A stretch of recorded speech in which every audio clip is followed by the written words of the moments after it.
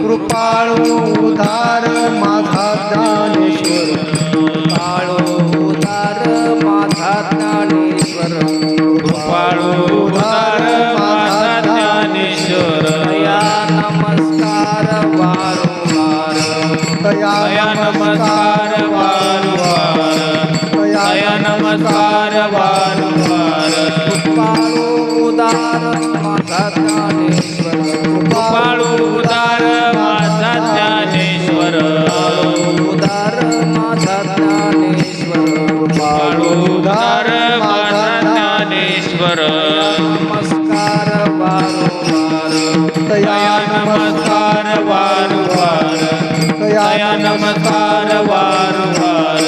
पाहे याती कुळाचा विचार, पाहे याती कुळाचा विचार, पाहे याती कुळाचा विचार, पाहे याती कुळाचा विचार.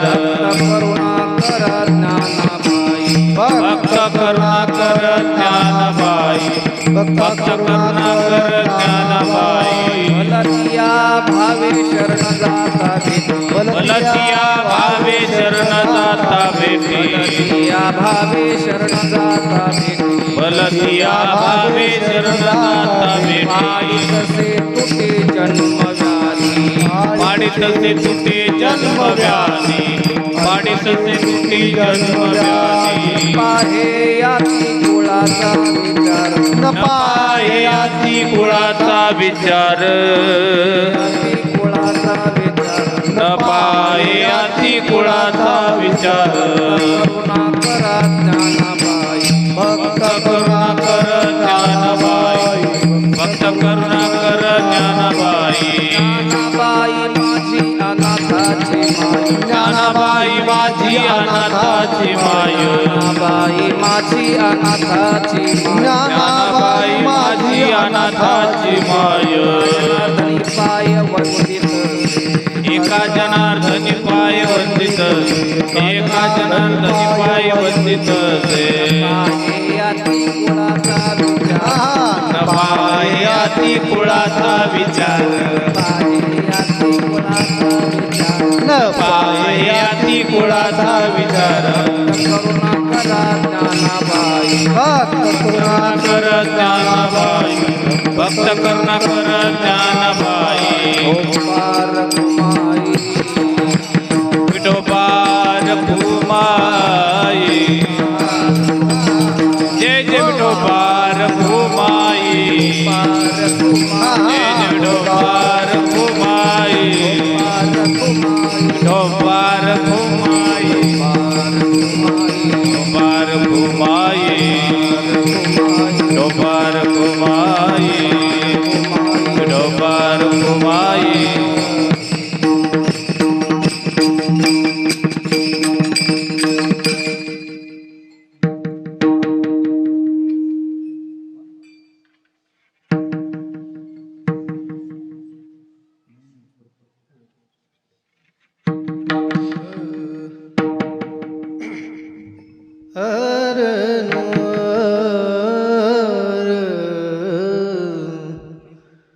कृपाळू उदार माझा ज्ञानेश्वर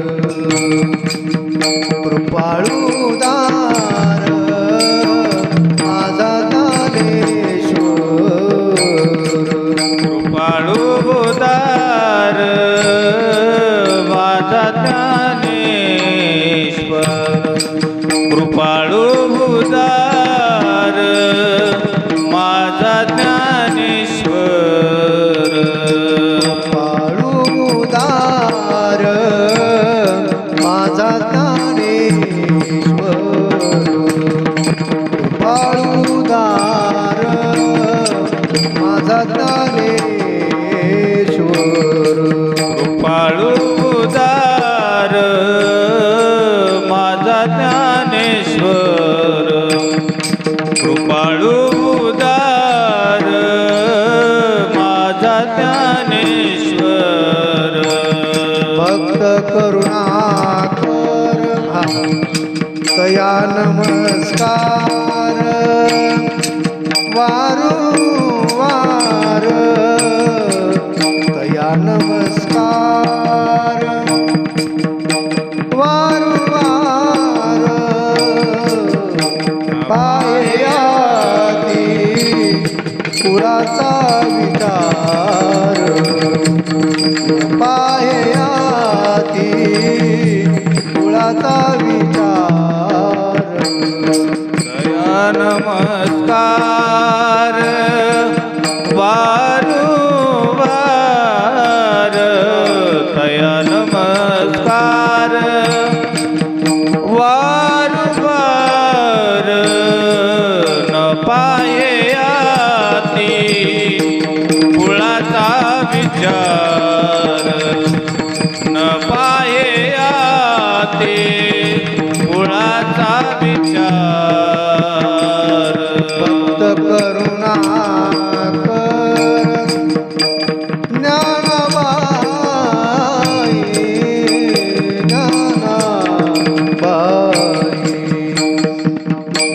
माझा ज्ञानेश्वर तया नमस्कार वारंवार न पाहे याती कुळाचा विचार भक्त करुणा करा ज्ञानाबाई भलतिया भावे शरण जाता भेटी भलतिया भावे शरण जाता भेटी पाडी तसे तुटी जन्मव्याधी न पाहे याती कुळाचा विचार भक्त करुणा करा ज्ञानाबाई ज्ञानाबाई माझी अनाथाची माय ज्ञानाबाई माझी अनाथाची माय एका जनार्दनी पाय वंदितसे न पाहे याती कुळाचा विचार भक्त करुणा करा ज्ञानाबाई विठ्ठला विठ्ठल विठ्ठल विठ्ठल विठ्ठल विठ्ठल विठ्ठल विठ्ठल विठ्ठल विठ्ठल विठ्ठल विठ्ठल विठ्ठल ठर विठ्ठल विठ्ठल विठ्ठल विठ्ठल ठर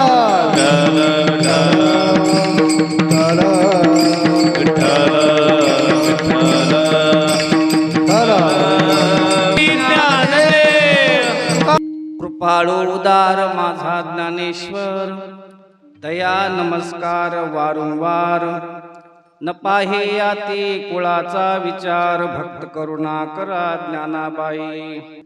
सेवेकरता घेतलेला अभंग महान भगवत भक्त, भगवंताचे अत्यंत लाडके भक्त, श्री क्षेत्र पैठण निवासी श्री शांतीब्रह्म श्री एकनाथ महाराज यांचा हा गोड आणि उत्कृष्ट सर्वांच्या परिचित असलेला श्री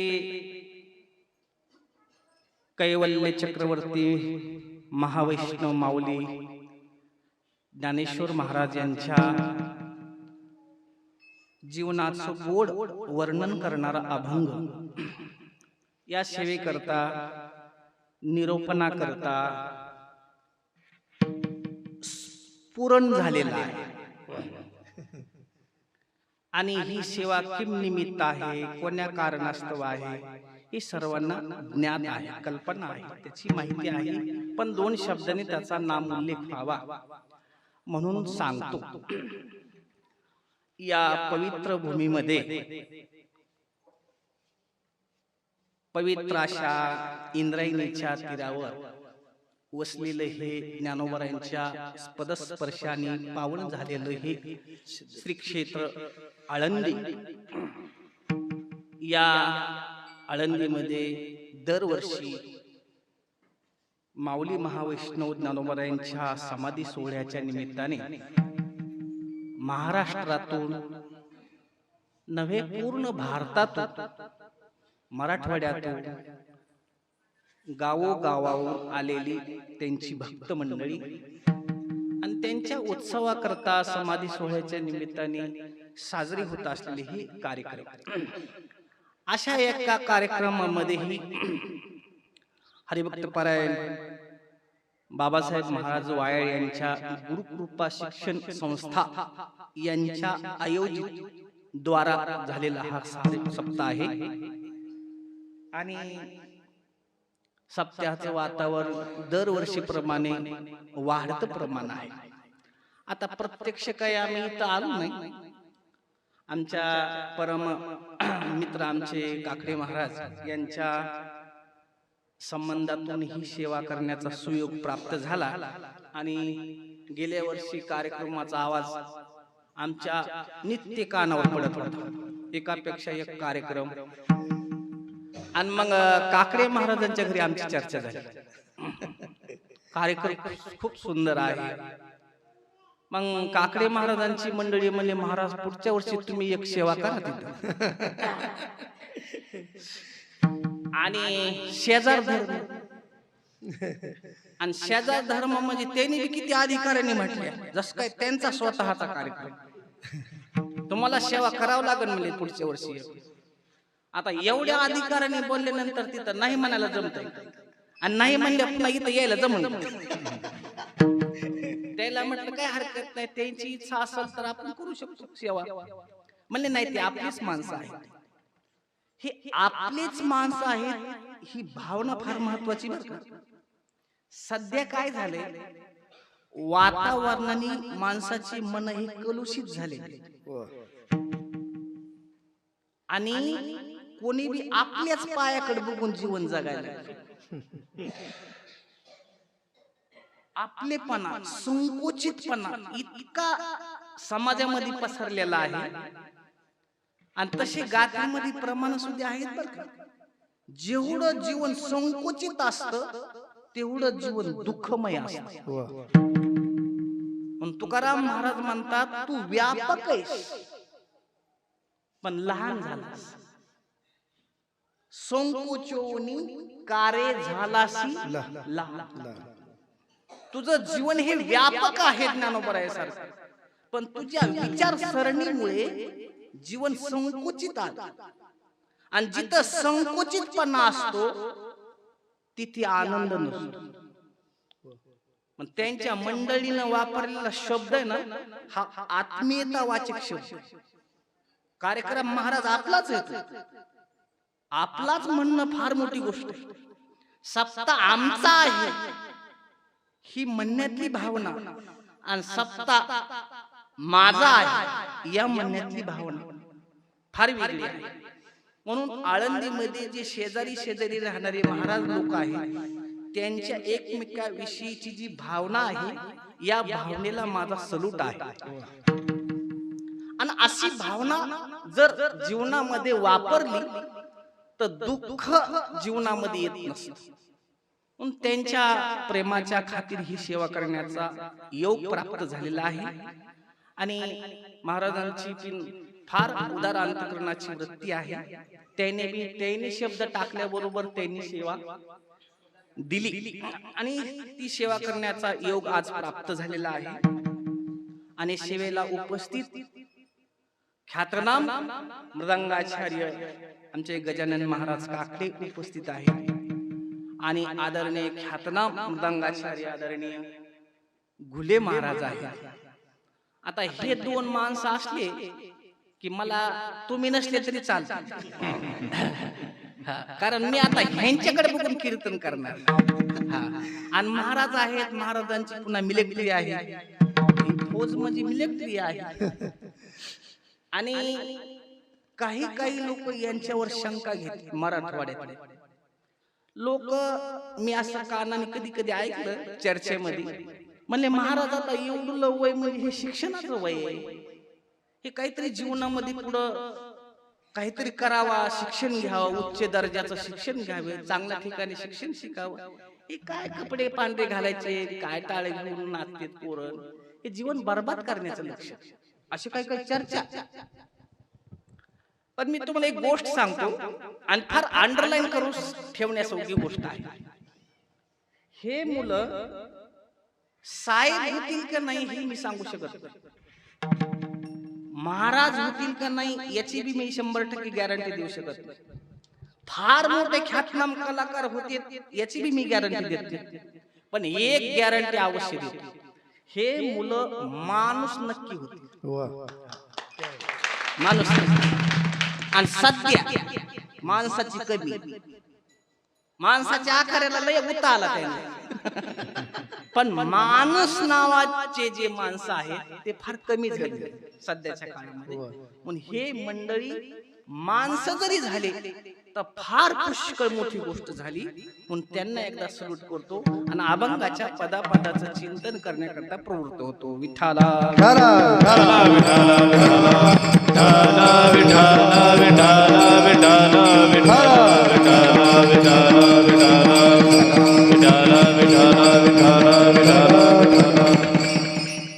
आपल्याला एका तासामध्ये सेवा करण्याचा प्रयत्न करायचा आहे. सरळ सरळ अभंग इतका सोपा आहे.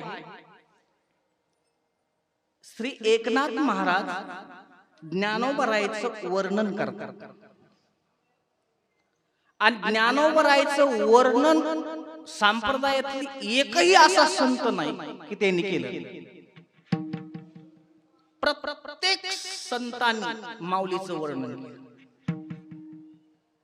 आता वर्णन करण्यामध्ये दोन प्रकार आहेत.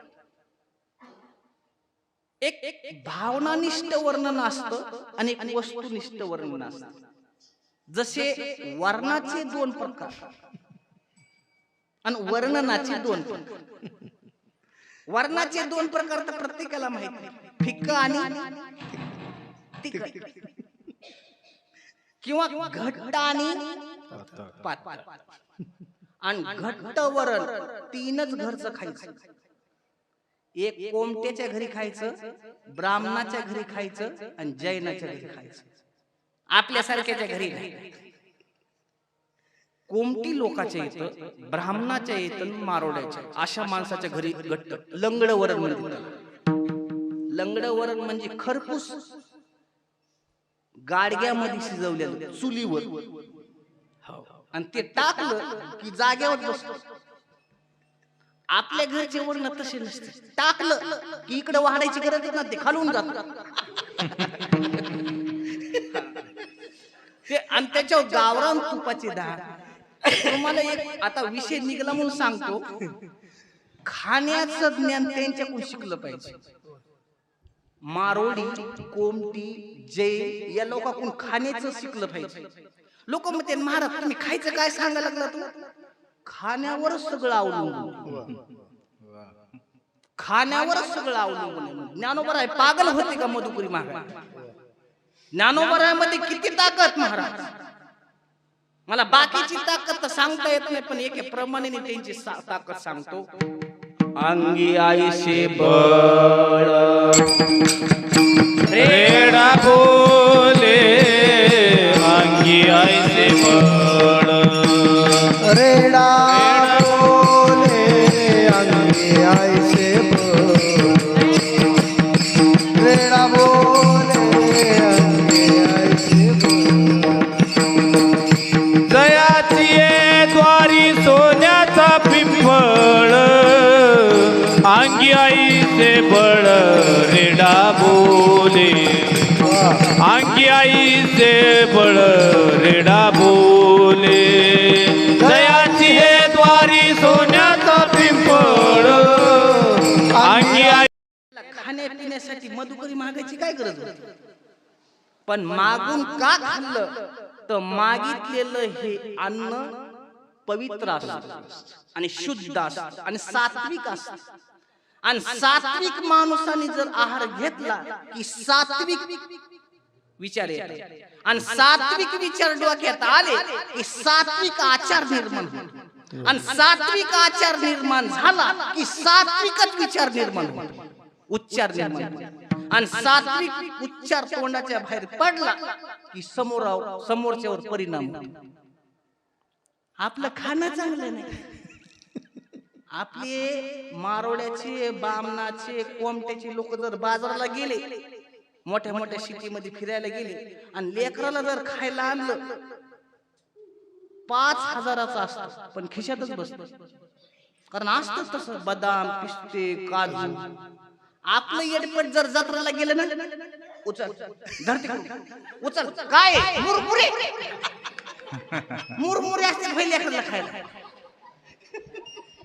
दिसते खड्ड्यात भरायची धनाई असलं कुठं खाणं असतं. आणि असल्या खाण्यामुळं लेकरं अशी सशक्त राहतात. बघा ना लेकरं जस काय बदक चालली, त्या बदकासारख्या टप्पू पाय कोंबडीच्या पायावर. आणि ही आपल्या भारताची भाग्य विधाते. याचं कारण काय महाराज? आपलं खाणं चांगलं नाही. जेवायला बसले तर यांना तरी तामसी खाणं सगळं, सात्विक नाही. मारवाडी, कोमटी, जैन या लोकांचं कधी तुम्ही भांडण ऐकलं नाही? त्याच्या संग भांडणं लागलेली कोणाचे ऐकले? कोर्टामध्ये भांडणं तुमची आमचीच. कारण खाणं चांगलं नाही ना, खाण्यावर सगळं आधारित. आहार सात्विक असला पाहिजे, तेव्हा विचार सात्विक येत असतात. म्हणून खाणं महत्वाचं आहे. म्हणून मागितलेलं अन्नदान हे पवित्र असतं, आणि ते ज्ञानोबा आहे. असं आहार असला पाहिजे, सात्विक आहार असला पाहिजे. म्हणून मी जसे वर्णाचे 2 प्रकार सांगितले ना, तसे वर्णनाचे 2 प्रकार आहेत. एक भावनानिष्ठ वर्णन असतं आणि एक वस्तुनिष्ठ वर्णन असतं. लोक म्हणतील हे थोडं समजून सांगा आम्हाला, हे भावनानिष्ठ म्हणजे काय आणि वस्तुनिष्ठ म्हणजे काय? तर भावनानिष्ठ म्हणजे भावनेच्या भरात केलेलं वर्णन, त्याला भावनानिष्ठ वर्णन म्हणायचं. उदाहरण, मित्राने मित्राचं केलेलं वर्णन भावनानिष्ठ वर्णन. बायकोनं नवऱ्याचं केलेलं वर्णन भावनानिष्ठ वर्णन. सासूने जावयाचं केलेलं वर्णन भावनानिष्ठ वर्णन. मुलांनी आईनं मुलाचं केलेलं वर्णन भावनानिष्ठ वर्णन बघा तुम्ही. आणि आपल्यापेक्षा त्यांनी वर्णन करायला पाहिजे. काय वर्णन करतात बाया. शेजारणीकडे गेली की त्या शेजारणीचं लेकरू चाललेलं असतं खेळत खेळत आणि ती लेकरू उचली आणि असं वर फेकू फेकू माझं राजान माझं बबडान काही नाही, माझं आंगडण माझं पोपडण माझं दबडण काही नाही. त्याला असं उच फेकणार झेलणार आणि एकदा त्याच्या तोंडात तोंड घातलं की चर चर 5च्या मोटरनं पाणी वाढलं. गावरान प्रेम असतं त्या बाईचं. हे मी गावरान सांगलं बरं का. आता ह्या गावरांमध्ये मॉडर्न आलं. आता लेकराचा तसा मुका नाही घ्यायचा, इन्फेक्शन होतं. मग मॉडर्न याला मॉडर्न म्हणायचं. वर्णन करीत करीत जर ते घरी गेली लगेच तिला म्हणणार वैंस लेकराला बाहेर जाऊ देत जाऊ नका. तिचं ते पाहणं तिरपी नजर नाक मोडणं. ती म्हणते काव, ती म्हणे काव 17 घरचे येणार 17 घरचे जाणार, कोणाची नजर कशी कोणाची कशी. हे पार नजरेच्या पलीकडचं असतात. कारण शनी आमुष्याला ह्याचं दर्शन घेतलं तरी काम भागत एवढा गॅरंटेड कलर असतो. असं जरी लेकरू असलं तर त्याचं वर्णन करणं. अशी महिला मंडळ खूप वर्णन करतात. दोघी जणी मैत्रिणी एकमेकाच्या मालकाचं वर्णन करायला लागल्या. बाय म्हणली प्रणिता तू केव्हा आलीस. असं ते उभा राहणं त्याचं बोलणं फार बदललेलं असतं. ती म्हणली माझं ना माझे मिस्टर खूप हुशार आहे. ती म्हणली हुशार म्हणजे नेमकं कशी. म्हणे खूपच टॅलेंट आहे. ते असे डोळे तेन आता खूप हुशार आहे तेवढं बाद झालं. तसं नाही, खूपच हुशार आहे असं असं ते नातं. मग ती म्हणते नेमकं हुशार नेमकं कशी हुशार आहे. म्हणे माझे मिस्टर डॉक्टर आहे आणि खूप हुशार आहे. ती म्हणली तुझे मिस्टर डॉक्टर आहेत आणि माझे मिस्टर काय हवालदार आहेत. माझे मिस्टर पण डॉक्टरच आहेत. ती काय म्हणली पण तुझ्या मिस्टर पेक्षा माझेच मिस्टर हुशार आहे. ती म्हणे ते कसं काय. म्हणली एक गोष्ट सांग. माझे मिस्टर इतके हुशार आहेत ना त्याने जर असं लिहिलं ना ते असं कुणालाच वाचता येत नाही. ती म्हणे तुझे ते मिस्टर काहीच हुशार नाहीत. माझे मिस्टर त्याच्यापेक्षा हुशार आहेत. म्हणे कसं काय. अगं म्हणे तुझे मिस्टरनं जर असं लिहिलं ना ते कुणालाच वाचता येत नाही ह्याच्यात तर काहीच विशेष. पण माझ्या मिस्टरनं जर लिहिलं ना ते त्यांनाच समजत नाही. हे मी तुम्हाला हसण्यासाठी सांगत नाही. म्हणजे महिला मंडळी किती अतिशुक्तीनं वर्णन करतात. याला म्हणायचं भावनानिष्ठ वर्णन. म्हणजे भावनेच्या भरात केलेलं वर्णन. बाय बघा तुम्ही खेड्यामध्ये ज्या सासू असतात ना. आता इथं बी सासवाच आलेले असते ना. सासवाला काय घरी काम नसतं ना. घरातलंच तुम्हाला गणित सांगतो. घरामधलं वातावरण असतं. सासू म्हणजे मुख्यमंत्री घरामध्ये बॉस असते सगळे. आणि मोठी सून म्हणजे कॅबिनेट मंत्री. म्हणजे तिच्याकडे फार मोठी मोठी कामं नसते. कारण तिनं फक्त सासूच्या जवळ जवळ राहायचं जर शिक आणि तोंड चोपडेपणा करायचा. आत्याबाई असं आणि सासूबाई असं की मग सासू तिला काय म्हणत नाही म्हणून ती कॅबिनेट असते. मधली सून म्हणजे राज्यमंत्री आणि ननंद म्हणजे परराष्ट्र मंत्री बिन खात्याचे. आणि लहानी जे असते सगळ्यात ते 6 वर्षाकरता निलंबित केलेला मतदार. असं घरचं वजन असतं. मग सासूबाईला काही कामधंदा नसतो. मग ती लगेच बाहेर वाट्यावर बसायची. मग वाट्यावर बसल्या ती म्हणती तुमच्या मुलाचं झालंय म्हणा लग्न. ती म्हणली हो झालंय. मुलीचं पण झालं. मुलाचं झाल्यानंतर नाकाशी मुरगाळ झालं तोंड वाकडं तिकडं. मुलीचं झालं म्हणल्यानंतर मग हसून हो झालं माझ्या बेबीचं खूप छान झालं. मग ती म्हणते काय करते जावई. जावई खूपच छान भेटते जावई. असं अजिबात गाडीच्या खाली उतरत 2 मिनिटं सुद्धा गाडीच्या खाली पाय नाही. नेहमी गाडी. ती म्हणली पण नेमकं करतेत काय. काय नाही म्हणली गाडी निघली की हिरवा झेंडा फडकतो. आता हे काय वर्णन करायसारखं आहे का? पण त्याचं तोंड भरून वर्णन करतात. म्हणजे याला म्हणायचं भावनानिष्ठ वर्णन. हे झालं तुमचं आमचं. पण संतांनी संताचं केलेलं वर्णन हे भावनानिष्ठ वर्णन नाही, वस्तुनिष्ठ वर्णन. वस्तू जशी आहे तसंच त्याचं वर्णन म्हणजे वस्तुनिष्ठ वर्णन. ते नाथ महाराज ज्ञानोबरायांचं वस्तुनिष्ठ वर्णन करतात आणि एका एका शब्दाने सुरुवात केली अभंगाचं पहिलं चरण. कृपाळू उदार माझा ज्ञानेश्वर, कृपाळू उदार माझा ज्ञानेश्वर, पारुदार माझा ज्ञानेश्वर, पारुदार माझा ज्ञानेश्वर, कृपाळू उदार वारंवार तया नमस्कार, वारंवार न पाया ती कुळाचा विचार, न पाया ती कुळाचा विचार, तया नमस्कार वारंवार तया नमस्कार, वारंवार न पाया ती कुळाचा विचार, न पाया ती कुळाचा विचार. महाराजांनी ज्ञानोबरायांचं वर्णन करण्याकरता सुरुवात केली तर एक एक शब्द किती मोलाचा वापरला. कृपाळू उदार माझा ज्ञानेश्वर,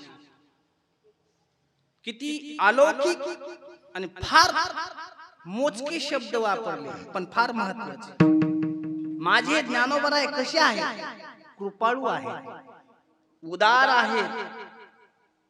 हे दोन शब्द फार महत्वाचे. हा भोगराज हा पोतराज. दशरथ राजा बायकोच्या पुढे गेला नाही, तुम्ही बायकोच्या पुढे जाता.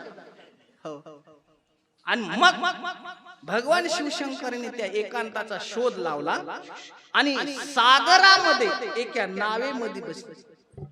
आणि भगवान परमात्म्याने म्हणजे भगवान शंकराने डोळे झाकून काय करतो हे सांगायला सुरुवात आणि सांगायला लागले आणि पार्वतीला झोप लागली. कारण झोपीचा आणि कीर्तनाचा लय छत्तीचा आकडा. कीर्तन केव्हा बी करा, सकाळी करा, दुपारा करा, संध्याकाळी करा, तवा लोक झोपत येत. कधी बी करा, कधी बी करा. आणि मला झोपलेलीच माणसं आवडतात. जागी माणसं मारा टका टका माझ्याकडेच बघत येत. झोपणारी माणसं बिचारी विश्वासात येत. त्याला बेदोनी 17 जरी म्हटलं तर ते म्हणजे खरंय खरंय. शब्दा शब्दाला दाद देणारी माणसं असतात तेच खरी. म्हणून मला झोपणारी माणसं दिसली ना असं माझं अंतःकरण सुपासारखं होत. मला असं वाटतं मरावं त्याच्या पोटात जन्म नाही. पण ती बी तरुण पाहिजे. तरुण म्हणजे त्याच्यासाठी मी मरायला बी तयार आहे. पण ते म्हातार त्याला काय व्हायचं नाही, माझं मरण व्हायला जायचं ते काही नाही. तरुण पाहिजे म्हणजे मग मी त्याच्यासाठी मरतो. म्हणजे झोपीचं ज्ञानाचं लय तीर्थ. पार्वतीला झोप लागली आणि भगवान शंकर डोळे झाकून सांगायला लागले. आणि हे गूढ असलेलं रहस्य ज्ञान वायाला चाललं.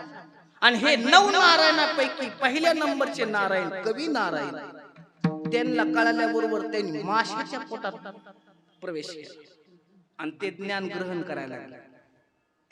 आणि 5 मिनिटं झाल्याच्या नंतर भगवान शिवशंकर आणि डोळे उघडले आणि बघू लागले पार्वती ऐकती का नाही. तर पार्वतीला गुंग झोप लागली. म्हणले हिला तर झोप लागली, मग हुंकारा कोण देतो. मग अंतर्दृष्टीनं पाहिलं आणि समजलं. आणि समजल्यानंतर सांगितलं असं चोरून ज्ञान ऐकत नसते, बाहेर आणि बाहेर आल्याच्या नंतर माशाच्याच पोटातून बाहेर आले. मग तिथून पुढे त्यांचं नाव मच्छिंद्रनाथ असं ठेवलं. वा म्हणून ज्ञानाची जी सुरुवात आहे, ज्ञानाचा उगम आहे, हे भगवान शंकर आहे.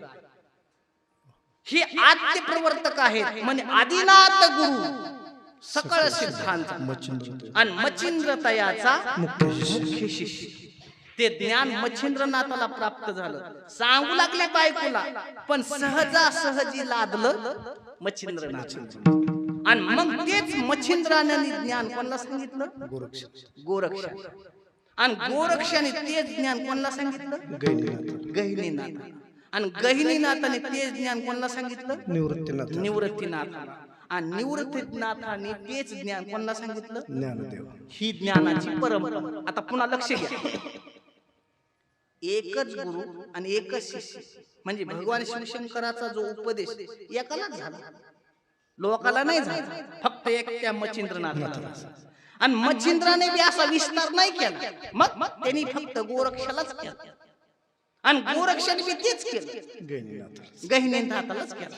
आणि गहिनीनाथाने बी तेच केलं, निवृत्तीनाथालाच केलं. ही परंपरा. पण ही परंपरा ज्ञानोबारायला आवडली नाही. ज्ञानोबारायांनी ती संकोचित असलेली रूपरेषा मोडून काढली. आणि हे भाकरी थापणाऱ्या बाईपासून तर नांगर हाकणाऱ्या पुरुषापर्यंत ते ज्ञान मुक्त हाताने ज्ञानोबारायांनी प्राप्त, मुक्त हाताने दान दिलं. आरतीमध्ये काय म्हणतात? प्रगट गुह्य बोले विश्व ब्रह्माची केले अवतार पांडुरंग. ज्ञानोबारायांची ही उदारता आहे, हे कृपळूपण आहे. ज्ञानोबारायांनी हे ज्ञान देत असताना मुक्त हाताने दान दिलं. मुक्त. म्हणून एकनाथ महाराज त्यांचं वर्णन असं करतात, कृपाळू, उदार आणि माझा. तुम्हाला मी पहिल्यांदाच काय सांगितलं, हे माझ आहे ना, हे म्हणायला लय ताकद नाही. माझं कोणी म्हणू शकत नाही. म्हणून मला त्यांचं एक वाक्य फार ते आठवतं, आपलाच सत्ता आहे. हे माझ म्हणजे आत्मीयतावाचक शब्द. आता हे माझ तुम्हाला असं नाही समजणार. मग तुम्हाला एक गोष्ट सांगतो. माझ म्हणजे जिव्हाळा, माझ म्हणजे प्रेम, माझ म्हणजे आताच्या भाषेत लव, प्रेम, स्नेह. आणि त्या प्रेमाचा पाझर सुटला पाहिजे. पाझर हृदयामध्ये. पाझरच नाही राहिला. दगड छाप माणसं झाली, दगड छाप माणसाचे ते सोडून आमची बी काय साधी झालीत का? कारण मी ज्यांच्याकडे शिकलो ते महाराज म्हणजे भीमसेन महाराजाचे क्लासमेट गडावर. आणि ते 6 महिन्यांनी 2 वर्षांनी जर भेटले ना, तर तुम्हाला सांगतो 15-15 मिनिट रडत. आम्ही हे डोळ्याने बघितले. इतकं प्रेम, इतकी आपुलकी एकमेकाविषयी. आणि आताचे महाराज लोक 2 महाराज जर एसटी स्टँडवर जर उभे राहिले आणि त्याच्याकडे जर 5 मिनिटं बघत राहिलं ना, आपण असं वाटतं आता नक्की हाणामारी लागते, नक्की भांडणं होते. म्हणजे इतके तिरस्कार बुद्धीनं पाहते. म्हणजे प्रेम नाही, आपुलकी नाही, स्नेह नाही, जेहारी नाही, काय. त्याच्यामुळं तुम्हाला सांगतो आज परमार्थ इतका वाढलेला दिसतोय लोकांना. लोक बैठकीत म्हणतात ना, महाराज परमार्थ लय वाढला, पहिल्यासारखं नाही राहिला. पहिलं कुठं तरी सप्ताह होता, आता कुठं थंड्यावर बी सप्ती व्हायला लागली. लय परमार्थ वाढला. परमार्थ वाढला नाही, परमार्थाचा भपका झाला. परमार्थ लांबी रुंदीनं वाढला. हेच बघणारी जास्त झाली. द्रव नाही अंतःकरणामध्ये, पाझर नाही. मन पूर्वीच्या कविता, पूर्वीच्या प्रार्थना कशा होत्या? खरा तू एकची धर्म जगाला प्रेम अर्पावे. खरा तू एकची धर्म जगाला प्रेम अर्पावे. प्रेमाने एकमेकाशी बोला 2 शब्द, देऊ नका काही, पण प्रेमाने बोलला काय अडचण. जवळून जाते, खेटून जाते, पण बोलत. इतकी मानसिकता ढासळली महाराजांचा, काय सांगा तुम्हाला, द्रव नाही राहिला. पण तुकाराम महाराजांची व्याख्या सांगतो तुम्हाला, ज्याच्या अंतःकरणामध्ये पाझरा असतो, जिव्हाळा असतो, तोच परमार्थातला खरा भाग्यवान महाराज आहे. म्हणून सांगतो त्यांचे शब्द, जाणे भक्तीचा जिव्हाळा, जाणे भक्तीचा जिव्हाळा, जाणे भक्तीचा जिव्हाळा, जाणे भक्तीचा जिव्हाळा. ओ देवाचा तोची दैवाचा पुतळा, तोची दैवाचा, तोची दैवाचा, तोची दैवाचा पुतळा.